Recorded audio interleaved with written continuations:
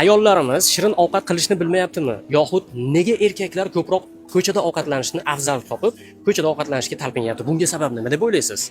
Eng birinchi erkak kishining ko'chaga talpinishi ayol kishini uyda shirin ovqat qilmasligi, qozonga mehr solmasligi, qolmishiga tovib kelgan narsani chiroyli qilib joyida pishirib bermasligi. Orqasidan ayollarimiz ko'chadan charchab kelgan erkak kishiga yaxshi gapirmasligi.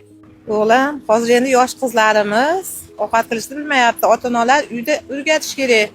Birinchisi, erta qizlarni erga berib yuboryapti, maktab yoshidan. Bu qizlar hali hech narsani bilmasdan tayyor emas, oilaga tayyor emas. Ayollarimizni aksariyati ishlaydi.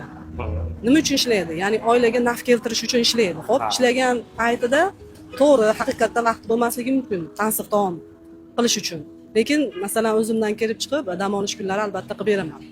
Ayollar ko'proq hozir ko'chaga chiqib ketdi, bozorga chiqib ketdi, to'g'risi. Uyda ovqat qilishga vaqti yo'q, hali farzandi ovqat qilisha olmayapti. Shuning uchun erkaklar ham o'zini ko'chaga urib, ko'chada ovqatlanishyapti, to'g'risi. Nandaqa hali nima bo'lmayapti. Endi uyda yoshi katta buvalari, nimalari bo'lsa, endi nabiralarni o'rgatishi mumkin, nimalarni o'rgatishi mumkin, ashular bilan endi anaqa bo'lishi mumkin, qilishi mumkin.